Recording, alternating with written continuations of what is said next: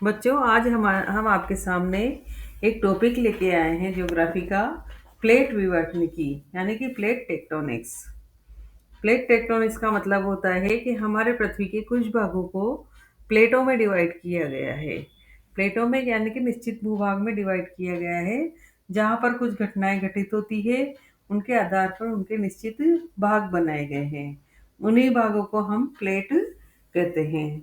जैसे थे कि स्थल मंडल जो होता है वो कठोर तथा दृढ़ भूखंडों से निर्मित होता है, उनको हम क्या बोलते हैं? प्लेट बोलते हैं। स्थल मंडल कठोर और दृढ़ भूखंडों से निर्मित है। क्या बोल रहे हैं? उनको हम प्लेट। इन्हीं प्लेटों के किनारों पर विवर्तनिक ज्वालामुखीय भूकंपीय क्रियाएं संपन्न होती है। इन्हीं प्लेटों के किनारे पे जो दृढ़ भूखंड बनाए गए, निश्चित भाग बनाया गया है, जो उन्हीं भागों के किनारों पर कौन कौन सी क्रियाएं होती है? एक तो ज्वालामुखी होती है, एक तो भूकंपीय घटनाएं होती है।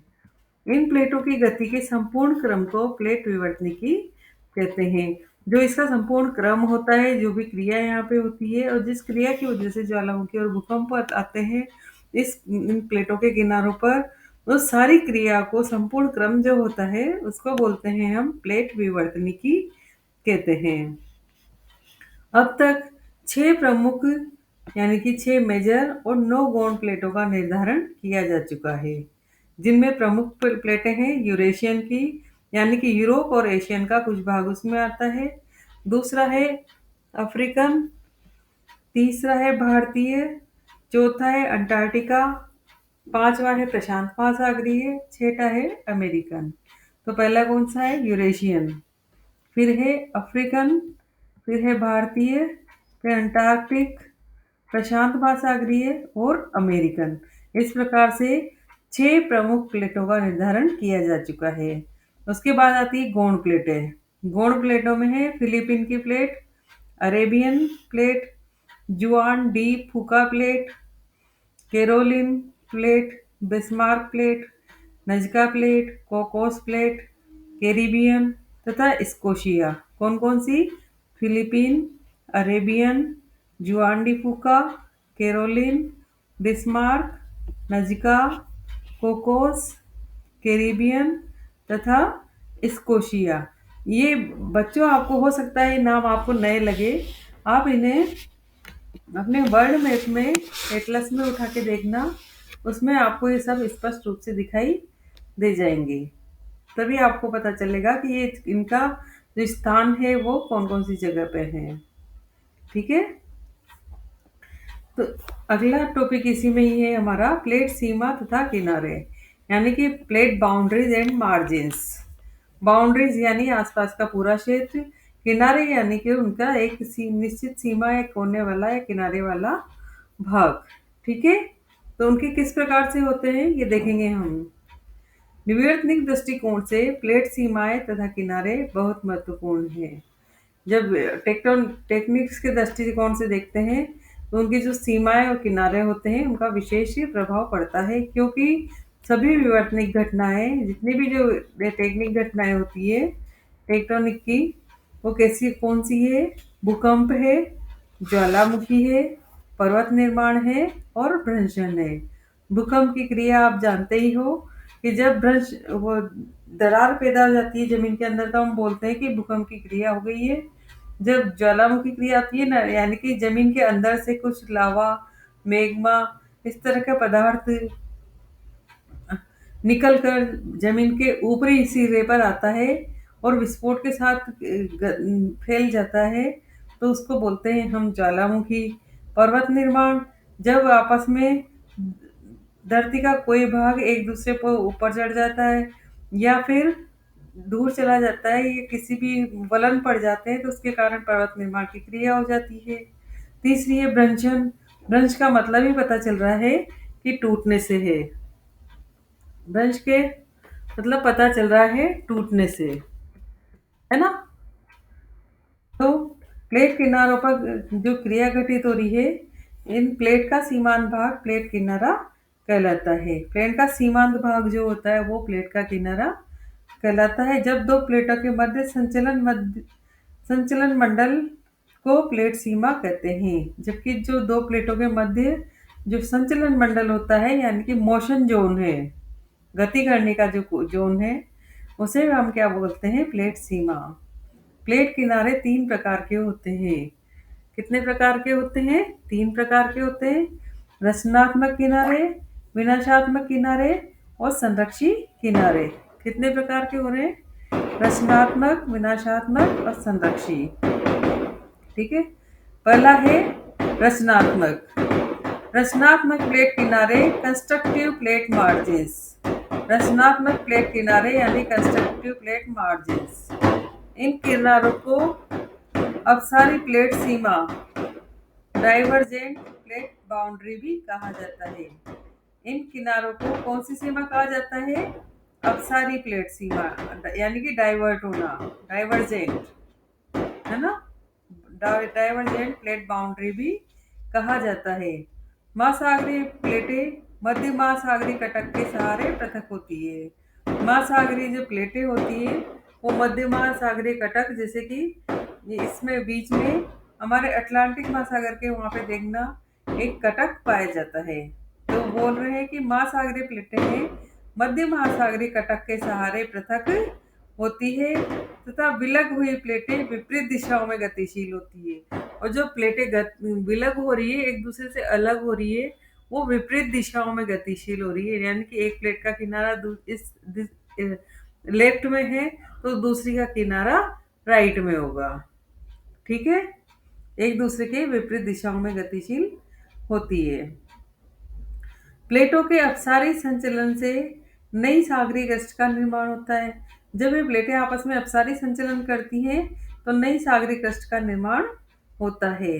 बेसाल्ट मैग्मा के दरारी प्रवाह संबंधी ज्वालामुखी क्रिया, अंतःसागरीय पर्वत श्रेणी उभारों का निर्माण, कम गहरे भूकंपों का आना आदि घटनाएं यहाँ पे होती है। कौन कौन सी? एक तो ज्वालामुखी की, और एक अंतःसागरीय पर्वत की, और उभारों की, और कम गहरे भूकंपों का आना यहाँ पे होता है। ठीक है। कौन कौन सी क्रिया हो रही है? कम गहरे भूकंपों का आना आदि घटनाएं होती है। और क्रिया किस प्रकार से हो रही है? विपरीत दिशाओं में। यानी कि एक तो चल रही है किधर? लेफ्ट, और दूसरी गति हो रही है राइट, एक दूसरे के विपरीत। ठीक है। ये रचनात्मक प्लेट किनारा है। इसके बाद दूसरा प्लेट किनारा है हमारा विनाशात्मक प्लेट किनारा, यानी कि डिस्ट्रक्टिव प्लेट मार्जिन्स।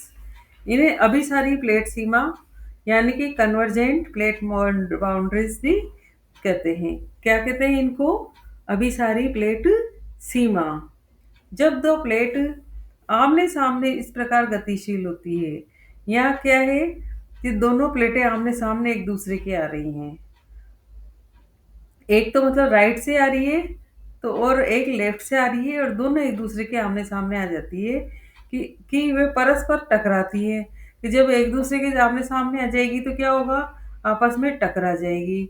टकरा जाएगी तो क्या होगा कि जो हल्के पदार्थ से निर्मित प्लेट है वो तो कहाँ आ जाती है? ऊपर की ओर। और जो भारी पदार्थ से निर्मित प्लेट थी वो नीचे की ओर धंस जाती है।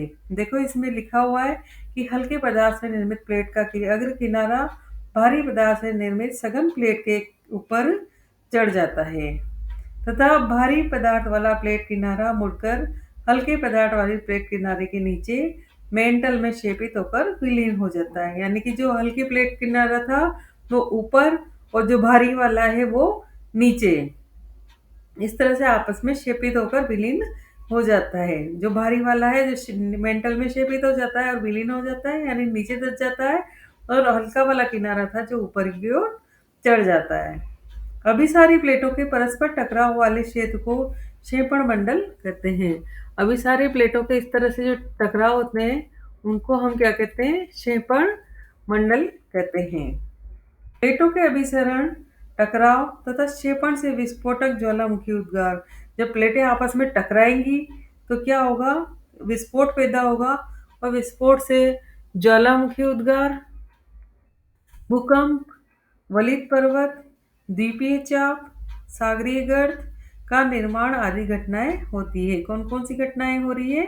प्लेटों के अभिसरण से टकराव हो रहा है, क्षेपण हो रहा है ना? क्षेपण से विस्फोटक ज्वालामुखी उद्गार हो रहे हैं, भूकंप की घटनाएं हो रही है, वलित पर्वत बन रहे हैं, द्वीपीय चाप बन रहे हैं और सागरीय गर्त का निर्माण आदि घटनाएं यहाँ पे हो रही है। जो प्लेट आपस में टकराती है तो तीन प्रकार से टकराती है। एक तो महासागर और महासागर, यानी दोनों प्लेटें महासागर की है और आपस में उनमें टकराव हो रहा है। दूसरा है महाद्वीप और महाद्वीप प्लेट का टकराव, दोनों प्लेटें महाद्वीप की है और उनमें टकराव हो रहा है।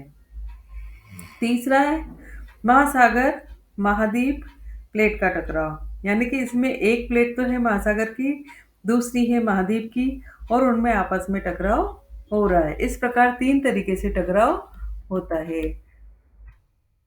तीसरा जो है संरक्षी प्लेट किनारे, यानी कंजर्वेटिव प्लेट मार्जिन्स, इन्हें बोलते हैं हम रूपांतर भ्रंश सीमा। क्या बोलेंगे? ट्रांसफॉर्म फॉल्ट, यानी कि रूपांतर भ्रंश सीमा। इनके अंतर्गत दो प्लेटें अगल बगल सरकती है। इसमें न तो विपरीत दिशा में जा रही है, न ही एक दूसरे के आमने सामने आ रही है, बल्कि क्या होता है, अगल बगल सरकती है, यानी कि साइडों में सरक जाती है। ठीक है, एक प्लेट के किनारे में दूसरी प्लेट आपस में साइडों में सरक जाती है, एक दूसरे के साइड में, जैसा यहाँ चित्र अभी सामने आएगा आपके, उस चित्र में स्पष्ट है।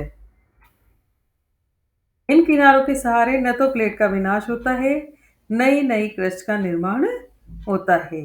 जो रूपांतर भ्रंश है या संरक्षी प्लेट है, इसमें क्या होता है कि न तो नई प्लेट का निर्माण न तो इसके किनारों के सहारे न तो प्लेट का कोई विनाश हो रहा है और न ही नई क्रस्ट का निर्माण होता है। कोई भी क्रिया ऐसी नहीं होती है जिससे नुकसान हो। ठीक है, तो इसमें चित्र में स्पष्ट दिया गया है, हम देख सकते हैं। रचनात्मक भ्रंश किनारा जहाँ पे लिखा हुआ है, बना हुआ है, उसके नीचे दो तीर है जो विपरीत दिशाओं में जा रहे हैं। विनाशात्मक किनारा जहाँ पे लिखा हुआ है, वहाँ पे तीर और नीचे जो तीर बने हुए हैं दो प्लेटों के, वो आपस में एक दूसरे के आमने सामने हैं। रूपांतर भ्रंश जहाँ पे लिखा हुआ है, वहाँ देखो कि प्लेटें हैं जो एक दूसरे के अगल बगल में, एक कितनी दूर आगे तक सरक गई है और एक कितनी दूर पीछे तक रह गई है। इस तरीके से उनमें खिसकाव हो गया है। दूसरा रूपांतर भ्रंश वहाँ पे साइड में बना हुआ है, उसमें भी देखना आप, एक प्लेट आगे की ओर सरक गई है। तो रूपांतर भ्रंश में सिर्फ अगल बगल की ओर सरक जाती है, लेकिन उसमें न तो किसी प्लेट का नुकसान होता है और न ही किसी नई प्लेट का निर्माण होता है। एक बार चित्र के माध्यम से हम ठीक से इसको समझ सकते हैं। देखो, जहाँ रचनात्मक किनारा लिखा हुआ है, जहाँ वह विपरीत दिशाओं में तीर है, और जहाँ विनाशात्मक लिखा हुआ है, वहाँ आमने सामने एक दूसरे के तीर है ना। जहाँ रूपांतर भ्रंश बताया गया है, वहाँ प्लेट का खिसकाव मात्र है और कोई क्रिया नहीं हो रही है इसके अलावा। ठीक है, मुझे उम्मीद है आपको ये समझ में आ गया होगा। हमारे चैनल को लाइक, शेयर एंड सब्सक्राइब करें। धन्यवाद।